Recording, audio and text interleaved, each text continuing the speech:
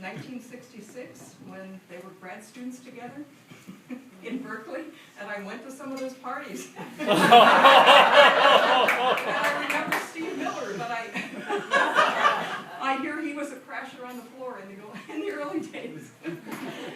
Oh, anyway, when Chuck left Berkeley to travel the world, to Sweden, Tanzania, Hawaii, and Paris, we stayed in the Bay Area. So Chuck came back to Berkeley for conferences, and he always came to us for a free place to stay. And in those days, we moved around a lot, a little. We moved from Oakland, we moved to Marin, we moved back to Oakland, and every time we moved, we thought maybe, we could shake him off a little bit.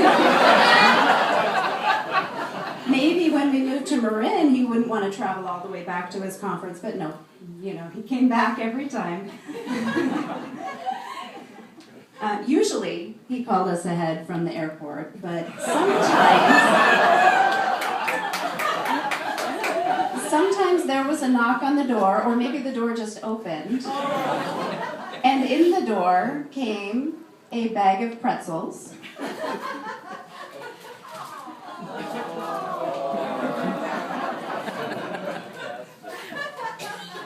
And then around the door came some Jarlsberg cheese for some reason.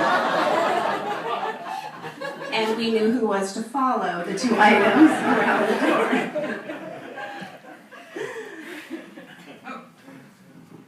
Okay, so in the early days, Chuck had to share the sofa bed in the living room with our dog, Charlie. When Erin arrived in 1970, she joined them, bouncing Chuck awake in the morning. And later, when we had more guest rooms, Chuck invited his friends.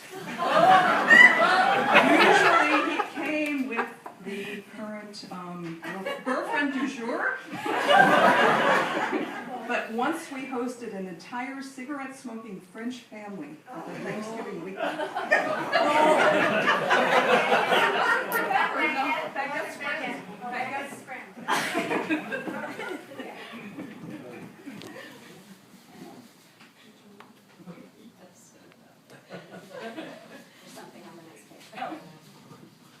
Well, we had a hard time actually thinking of things to roast Chuck about because we just love Chuck.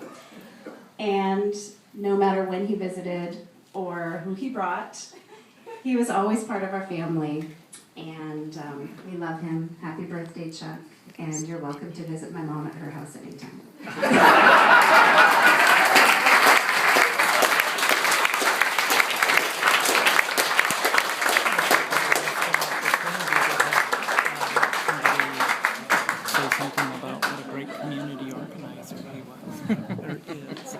Peter Eisenberg.